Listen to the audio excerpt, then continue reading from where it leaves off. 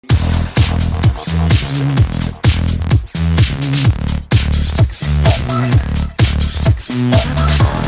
sexy for my shirt, too sexy for my shirt, so sexy it hurts.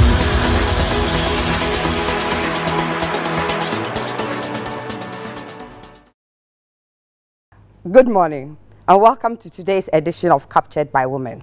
For the spin, we'll be discussing the rampage at Somanya and the riot that culminated in the burning of a police car. We will go on to Big Bang 1, where we'll discuss the dreadful incident that happened at Densho Obuasi with the death of the captain of the Ghana Armed Forces, Captain Adam Mahama. For the last discussion on Big Bang 2, we'll be talking about the letter from the Honorable Adjosafo to MMDs directing them not to abrogate any contract unless it has been referred to her first. With me on the program, hosting this program, is Miss Petra, Miss Priscilla, and of course, Miss Nana Ama. I'm Susan. Stay on and we'll give you a good program.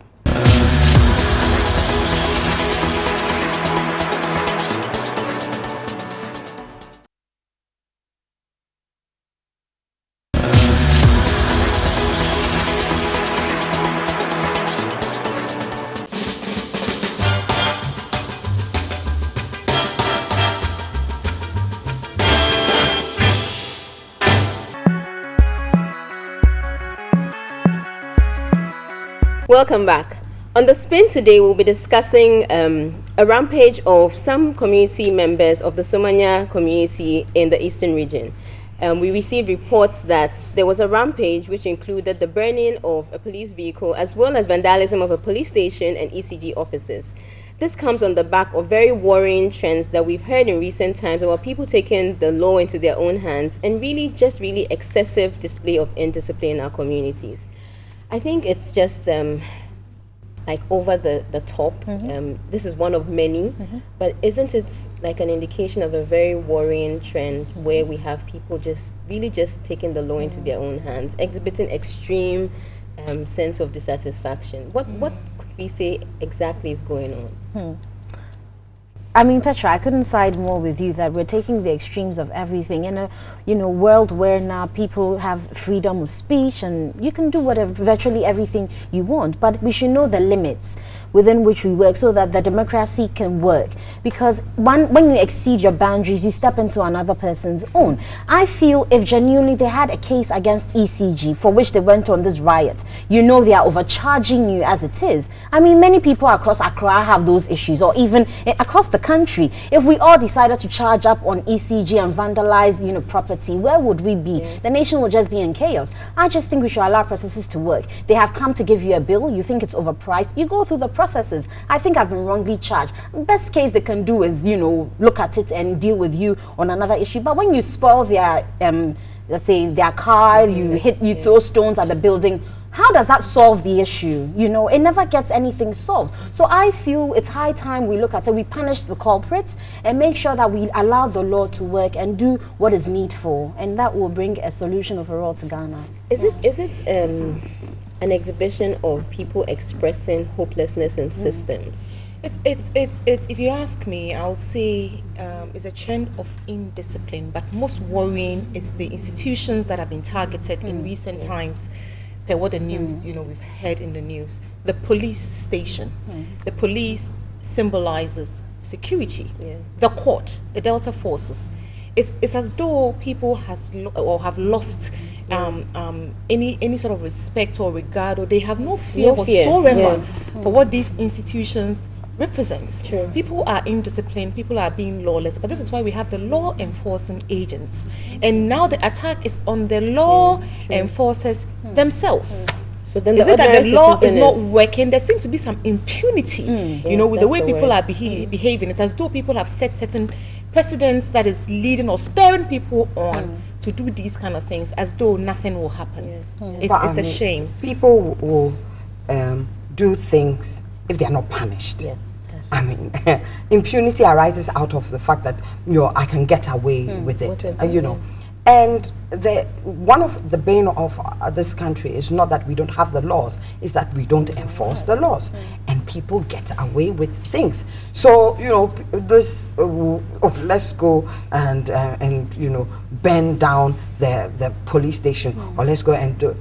They probably heard it in some places that they did it and there were no repercussions, and nothing happened, and nobody would do you anything. And people then take that attitude where we don't have a responsibility. We can get lost in the crowd and do as we please. There's no accountability, and we will just go on and on. And these are the things that we are seeing, in this past week. It's just a symptom of the indiscipline that is worrying us in this country with everything. These are just, this is not the whole disease. That's not the root. These are just some of the things that are going on. Look, when you step on the road in this country, you just must pray you get to your destination, because the kind of indiscipline on our roads, and it just goes to show the kind of society which we live in, or the kind of people who we are. It looks like these things are more on the rampage now. 6 months after a change in government, is it that some faction of people are feeling as though they are not being catered, or they are not under the same umbrella, or I don't get it. Do we think, because yes, 6 months after election, we're hearing a lot of these things, attacks on institutions. Last year, how was it? Do we have any? I think what Susan said about they've heard it's happened elsewhere. People have done it and nothing happened. It's just. But when did they do it? Was it this year or last year? So it's always we've been there. We've always had these problems, and we've always not had consequence. No, and but that even just last year, you on. remember that the police, he withdrew his people from a particular community, yes, because the people went on rampage, and he said, well, then I'm closing the police station down. So it's this, even last year it did happen. But you see, yes, when there's a new government, I think people also want to test the limits. And there are also people who have a sense of entitlement, so they think that they can get away with things. So it's accumulation of there's a twist in there. It's both, the new government coming, but it's how would I put it? It's something that we've been doing, and we have not nipped in the bud, and so it's becoming bigger and worse.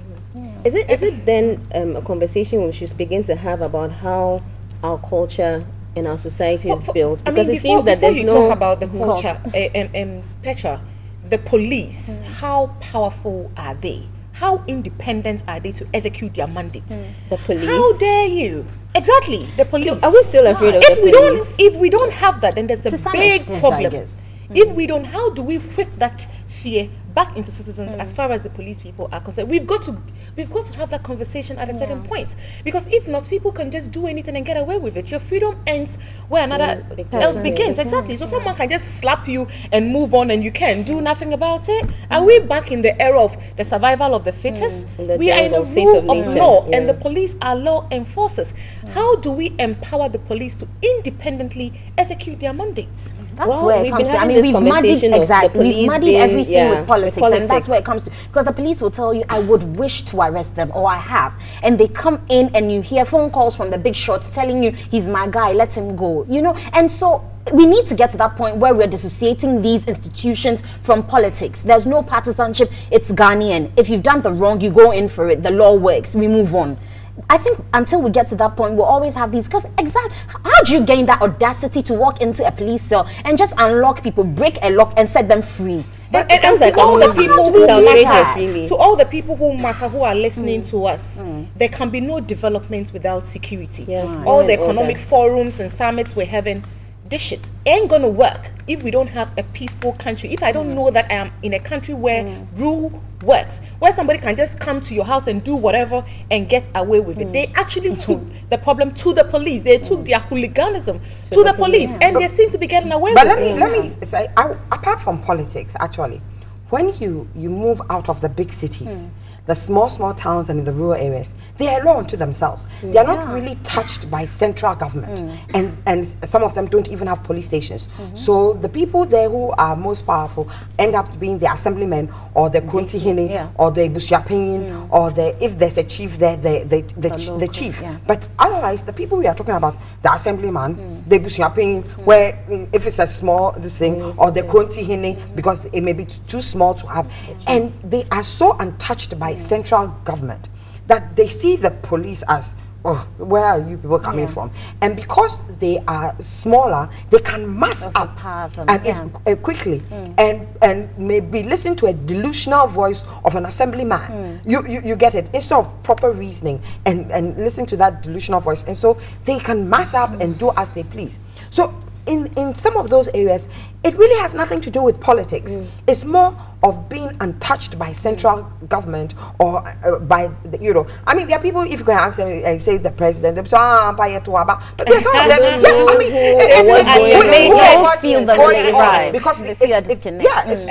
They are not too related to them. I mean, if you go, some of the stations that are talking, that's not what they are listening to. Then, and if they are watching any TV, they are watching telenovelas, who, I mean, really.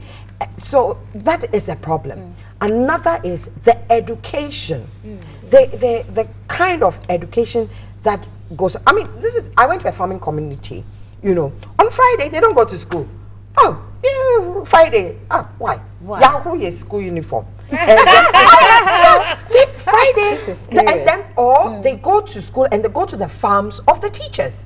Yes, so I mean, our education is nothing anyway because we're not giving the right kind of education. But they are virtually getting none of it. And the kind of education that makes somebody put themselves at the behest or at the feet of their community, for their community to prosper, not for themselves.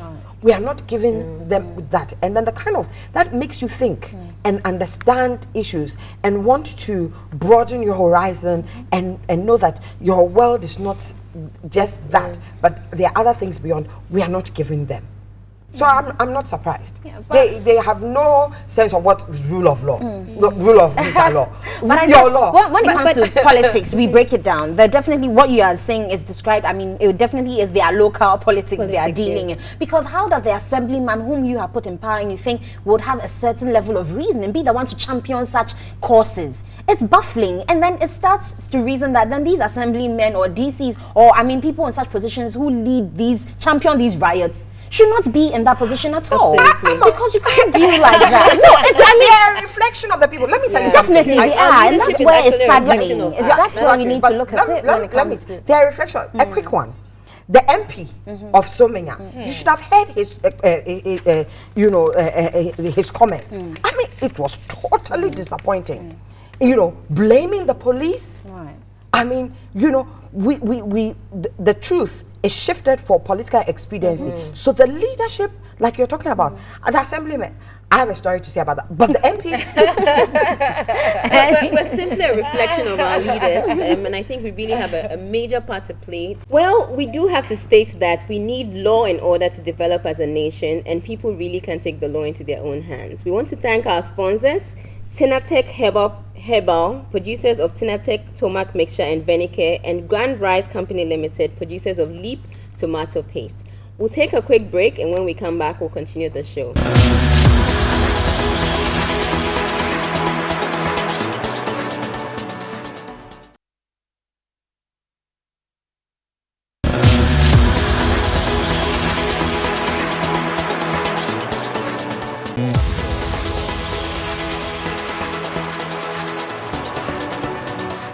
Welcome back. We'd like to again thank our sponsors, Tinatec Herbal, producers of Tinatec Tomac Mixture and Venicare, as well as Grand Rice Company Limited, producers of Leap Tomato Paste with no size.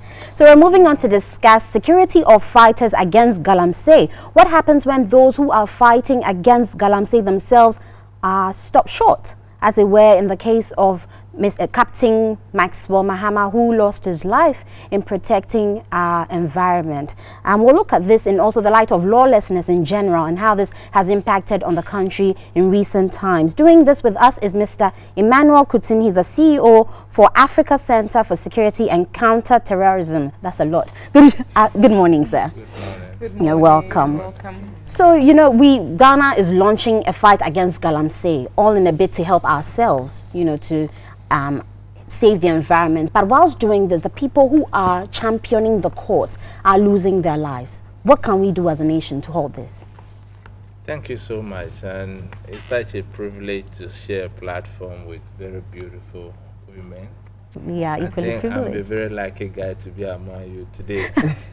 But to start with, let me send my sincere condolences to the family of Captain Maxwell Mahama and the entire military hierarchy. I think his death has to some extent clamours what has been happening in the system, and we sweep it under the carpet and pretend as usual, like ostriches do. I think the bottom line is there's breakdown of law and order, and it's from the top trickling down to the bottom. And if care is not taken, nobody's safe in this country.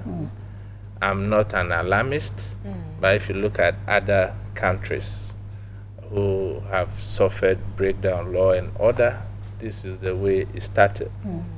I don't think some of us can be over and above the law. And we see these things happening every day. And we don't think that unconsciously the people around are assimilating it. So to get to a time they also feel that yes, it is business as usual, they can equally also do that.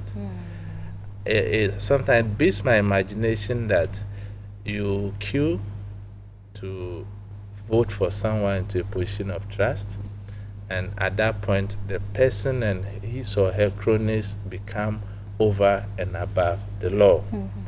So what happened to the ordinary citizen? So it boils down to the second point I'll follow. We have completely lost trust in our security agencies. And I've mentioned in other platforms, it looks as if our police service has become so archaic, and we need to modernize to meet our times. Why do I say this? Now, justice is for sale. If you have money and you commit a crime, there's a particular way that investigation will be carried out. And more often we blame the judges. As for the judge, whatever evidence is presented before him or her, That's what he has to work with. He has to work with. So you realize more often than not, when these things happen, we don't conduct the right investigations. And we don't prefer punitive measures. So it becomes some sort of culture. Everybody feel they can do it and get away with. But Mr. Emmanuel, is this an issue when you talk about the police service being a key? Are you saying that there's a capacity problem, or are we looking at logistics? I think it's both the capacity and the logistics. Because if you look at the training regime we had for our policemen and women over the period, it has not changed significantly. And sometimes you meet men and women in uniform and you ask yourself, what kind of training did they even get through? I've mentioned it somewhere. Let a policeman stop you on the way. Instead of educating you, he or she can abuse you. And they easily forget that verbal abuse is even more grievous than the physical. Because the emotional trauma you go through more often is even more than the physical injuries you will get. So let's sustain the conversation still on the police, albeit this is something else about people, you know, being rowdy and all of that. You say the system is, the police force is archaic. Let's look at the police system. How does the system work? Can that system, you know, be looked at? Let's tackle it from a system perspective. The police, to begin with, they are supposed to be law enforcers. And to that extent, they are supposed to be friends of members of the communities they operate. Because policing is all about intelligence. So if you have this cordial relationship with the community and they have that trust in you, they feel more comfortable to come to you when anything I dare say in Ghana we already have too much of that. It is that familiarity that makes people feel they can flout what the police stands for. Abroad, you know, a policeman lives somewhere and you hardly know there's a policeman who lives within the community. So the friendship you speak of is already overboard. Exactly. You see, the friendship I'm talking about is not the normal acquaintances we have with the policemen. I'm talking in generic terms. To some extent, they should understand the communities they serve. And they should communities they serve do not believe in punishment. The communities they serve believe you are from Cape Coast. My mom is from Cape Coast. My uncle knows your dad. I've done something bad. Somebody should call you. This is really understanding the people they are serving. So if they are supposed to bring themselves to the understanding of the people and operate as such, we ain't going anywhere. That is very true. You know, when I started my statement, I mentioned about there's complete breakdown, law and order is tickling from the top to the bottom. That is precisely the point we are talking. Nepotism, cronyism, and those kind of things. But the kind of friendship I'm talking about is in the professional sense, like you talk about what happens in other jurisdictions. I've lived in UK. You dare not even influence a police officer. You even live among them, you don't know. Exactly. But in this case, a policeman will arrest you and even request money from you. Look, I've been doing several but sometimes. It's not the majority of them, because sometimes, you know, the police, when they put their mind to it, they get results. We know the case of Ninja and Tola. These were people who were buried under cement, and yet they were able to find out, you know. So when they are focused, they do get results. No, you know, because there was a power interest. In the Ninja case, there was a power interest. That's why I talk about the political interference in our security services. You realize that anytime there's change of government, there is a mass transfer of some of the security heads. Some are made redundant by giving them some desks. They are just sitting down, not doing anything.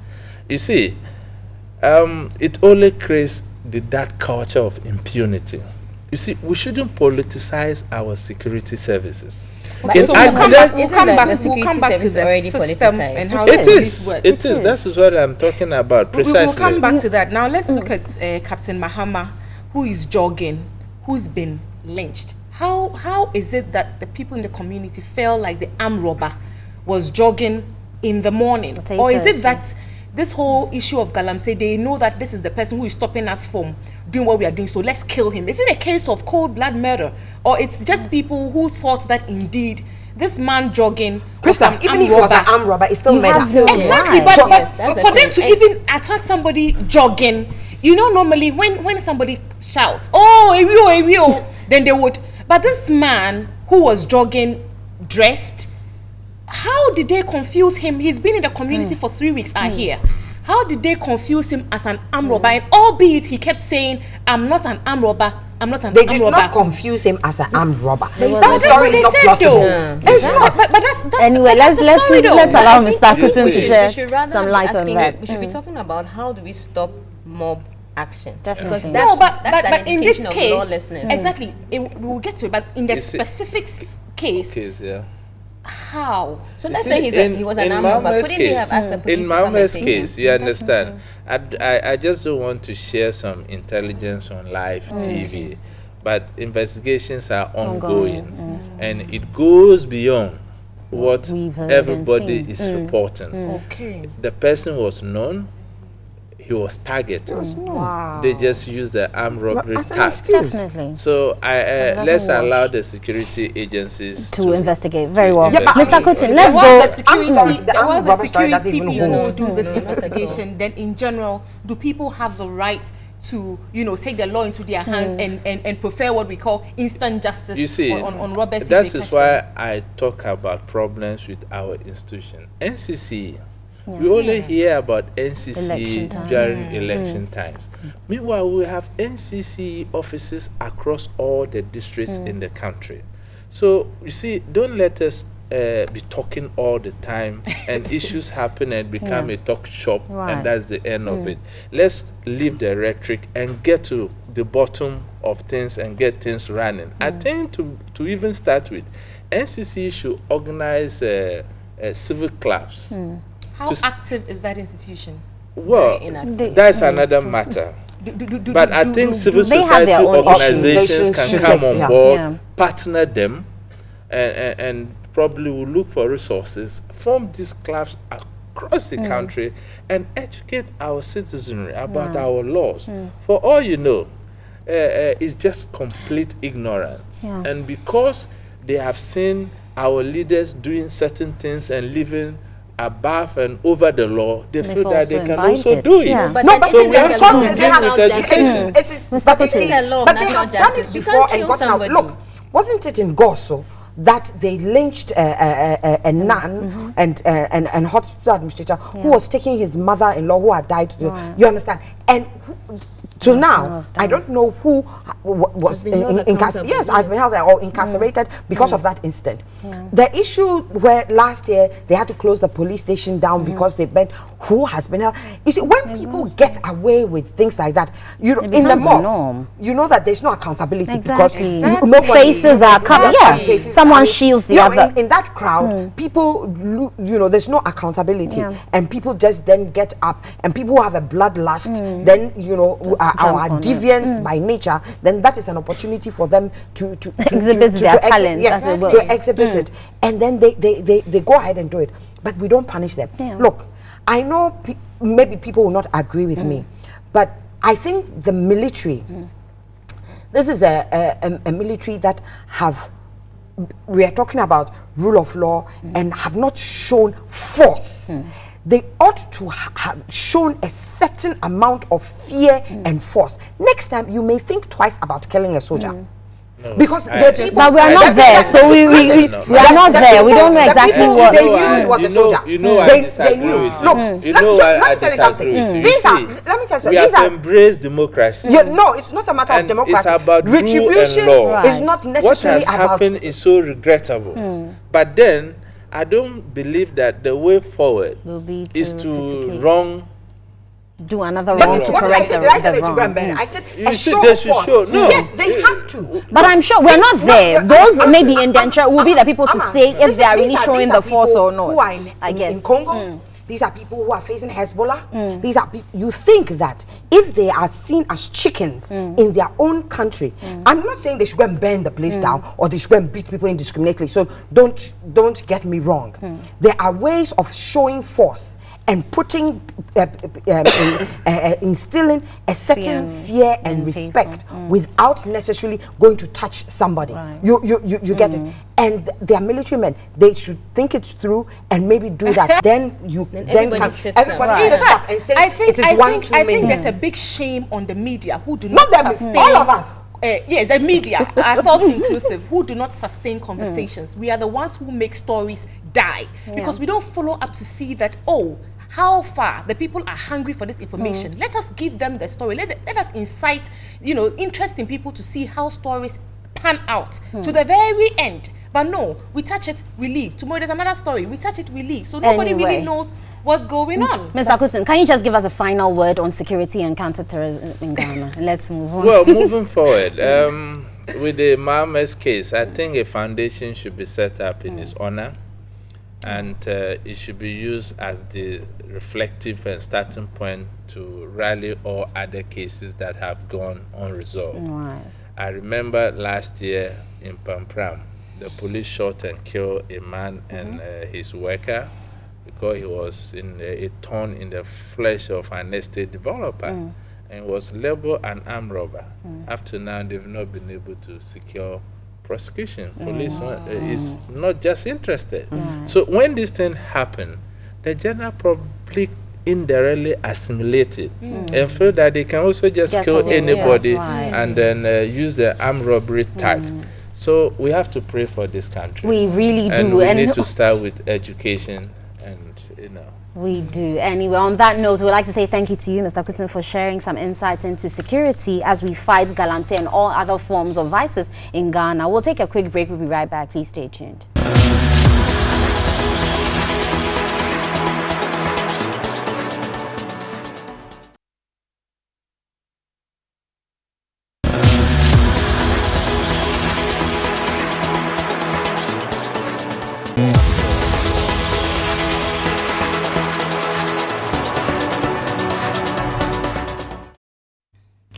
Welcome back, viewers. So we're looking at the directive from Honorable Adjoa Safo, Minister for the Novel Procurement Ministry, asking MMDAs to cease abrogating contracts without recourse to her. It looks as though the perception that, there's been some corruption and, over bloated contracts, people are just cancelling contracts and all of that, which could lead to judgment debt and still hurt the public purse. Let's take the voice note from the Honorable Minister, and then when we come back, or when that voice note ends, we would get into the discussion. The initiative behind this is that if we have MDAs and MMDAs, SOEs, just abrogating contracts based on nothing, not nothing as in no legal basis, no expert advice, we would have problems in the future. What problems are we going to have? Some contractors and suppliers would have a genuine ground to seek legal redress in the law courts. We will have a backlog of judgment debts to be paid by the government, and that is not the initiative or the forecast of His Excellency the President. So if my outfit reviews these contracts and we advise and give recommendations, some contracts might need variation, changing it to suit the current situation, probably dealing with the issue of the contract sum. Some would need abrogation. Some will also need to be continued. So what about ministries and the MMDAs who fail to comply with this directive? Are there punitive measures, and what are they? If they are not compliant, there's something that we're rolling up in my outfit where we will go out there ourselves, and where we feel that the wrong thing has been done, we would report back to the President. But what happens to cases that had already been reported? Oh, those cases that have been, it's a collaborative work. We know about them. We have worked together to bring those cases and matters to light. So those are not cases that are new to us. We have worked together with those sector ministers as well as the senior minister, and we are in the know. So we are talking about situations where people sit in their offices and think that we just have to abrogate for abrogation's sake. We will have to draw their attention to the fact that there are legal implications, there are experts' advice that ought to be sought before such actions are taken. Ladies, so that was Madame Adjoa Safo on the abrogation of contracts. I think it's very well in place. Of course, people should take everything into consideration before they cancel contracts. Contracts are legally binding documents. You can't just decide that, okay, I don't know how this was done, or I don't like who did it, or it's a different government, so I'm going ahead to cancel it. We should go through the process of making sure that we're not putting ourselves in a bad place, putting ourselves in the situation where we would have a lot of judgment debts. We've been through that. I think this is a good way of protecting the purse, as you said, but also making sure that we go through due process as well. So let's understand her jurisdiction properly. All contracts in all ministries, department, agencies have to be, she's reviewing all of them, or? No, I think what she's saying is if they want to abrogate, she's not reviewing. If they want to abrogate, yes, so they can on their own decide to work with signed contracts already there. Yes. Probably. Yes. They can just work with it. Yes. Yes. I think that, you see, the thing is, even if the contract is unfair, it may be ironclad, and you have to go Yes. through with The it. process, yeah. So the fact that you think that is unfair doesn't mean you can just get up and abrogate it, because then you can land yourself in judgment debts. But you see, that is not my issue actually. My issue is that this is a timely warning, which is nicely phrased, because it is the same sense of entitlement. My buying also. So anything else that came from the previous buying, we are throwing it on, away, and we are true. going to do our own contracts, because the people who benefited from those contracts are the people in the gone, previous yeah. government. So we have come now. We must benefit from our own contracts.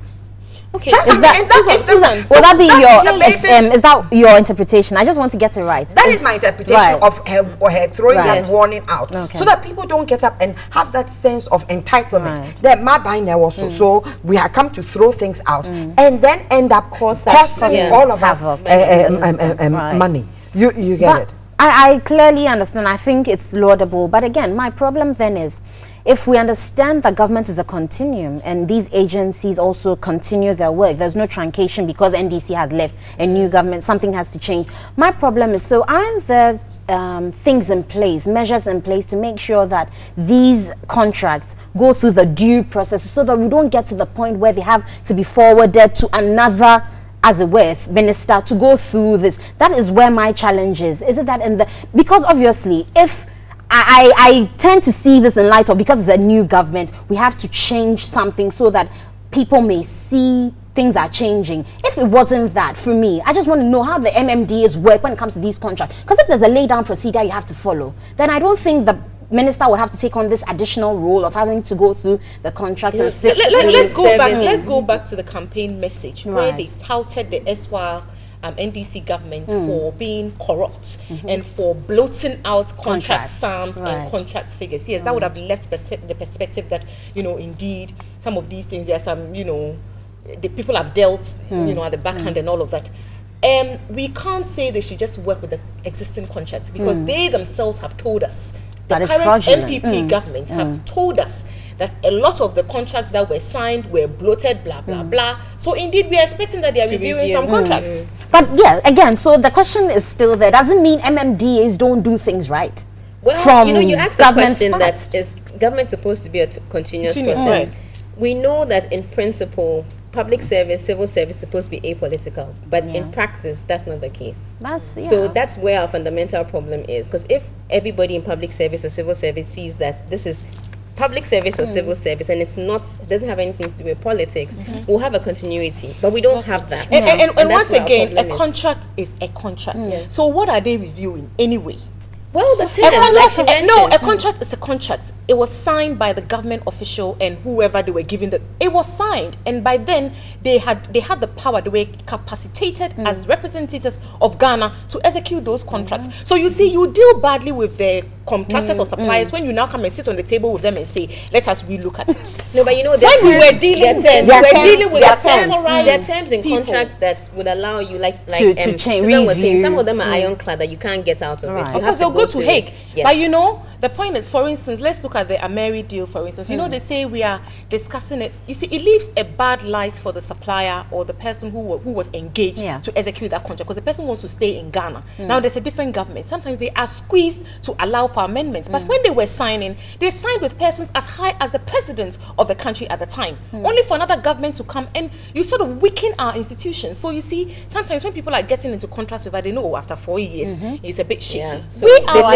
limit the do goal, ourselves they in. limit the term We've of got to the respect contract, what people do and understand that during their era, perhaps they thought that is what was best for us. But If not, Krista, why there did has we to put them be- in power? There has to be a cost-benefit analysis as well in reviewing these This is contracts. why Because we if now you have think them, about- which means that for contracts going forward, it should route through them. No, because but we it can't doesn't only do think us about any contracts allow- going yes, forward. We the still have to look existing back as well, ones, because yeah. it's possible that we might actually save money by cancelling some contracts. But you see, it also means that we'll come to a long standstill, because a lot of contracts then have to be reviewed for her to Reviewed, say these yeah. ones should be cancelled and this one, because they have to stand and wait for her to come and do the review. Because if in their own jurisdiction they feel, oh, let's cancel this, let's cancel that, you're saying they shouldn't. So they need to wait for your special ministry to come and go through all the contracts and give them the go ahead to move. But she said but there's they don't need to be- collaboration, you see, so but not let's talk about necessarily reckless we go- and reckless. Exactly. So you see, Yes. it's also the case where somebody, like I said, recklessness is going to take place because they want to be the beneficiaries of some contract.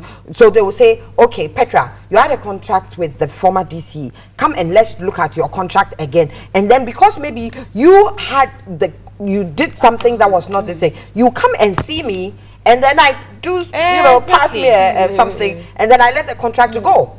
And that a lot of that is also going to happen. Where people, the contractor is just, because he just maybe wants his peace of mind, and you are threatening that you are going to be looking at his contract, and that is going to stall the project, and his money is stuck in it. He may just decide to give you an envelope. And if that kind of corruption that is probably going to go on. So obviously, in as much as this, forward is a good one, it's high time we strengthen the institution so that it's a continuous. It's a very good one, because if I'm a contractor and you come and blackmail me like that, I said send it to them. If you like, go and see how because it goes. I think the warning, it goes both ways. Because now, if I'm a contractor and you come to tell me that I'm coming to abrogate your contract, if don't come and see me, I say okay, please take it to Honorable Adjust to look at. So I like this. It's a very subtle warning. On the face of it is but it has deeper undertones, which are good, so that those people who say that all gets well. The funny thing is that most of these ministries and departments have their own legal people in there. Exactly. So a new director of chief or chief director comes in looking at things, he passes it on to the legal, and the legal gives their opinion. Exactly, that's what I was thinking so the possibility that the procurement minister, also in her capacity as a lawyer, will find something different when the the legal person of that institution really thinks it should be abrogated is really. But she said there'll be collaboration, so hopefully, she'll call and say, I understand it this way. Why is it A, B, C, D? And I'm sure they'll come to streamline issues. We hope it brings us more money as a country, keeps the money in the system. So you are talking about the big. We are talking about the DC. No, even as small as it is. You understand? They are the ones who just are in the grassroots. They are 200 and how many of them? 16. Anyway, so guys, I'm sure you had an interesting time with us. We started off with the Somenya rampage that happened earlier this week concerning ECG tariffs and lawlessness. Obviously, we said that's not the way to go. We should allow the law to work. And then secondly, we looked at security threats in terms of people who go out to, fight galamsey, who lose their lives. And we send our condolences to the family of Captain Maxwell Mahama. May his soul rest in peace. And then finally, we touched on Honorable Adrasafo's directive to MMDAs to review or to allow contracts to be reviewed by her ministry before they abrogate these contracts has also come out. And we hope that saves our national kitty and keeps some money in there for us. I'd like to say thank you to our sponsors, Tinated Herbal, producers of Tinated Tomac Mixture and Venike, as well as Grand Rice Food Company Limited, producers of Leap Tomato Paste. As Prissy will say, tomato paste with no size. It's good for all kinds of dishes, stews, sauces, and jollof. Please invite us when you cook it. It's been a good time with you. Hopefully we'll see you same time next week. Do make it a point to be with us. I'm Nana, and I've been in studio with Priscilla, Petra, and Suzanne. It's goodbye from us.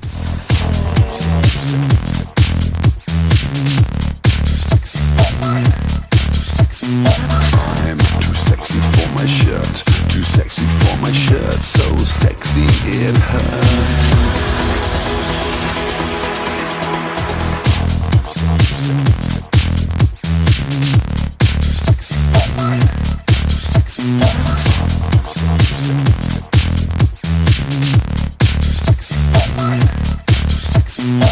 I'm too sexy for my shirt, too sexy for my shirt, so sexy it hurts.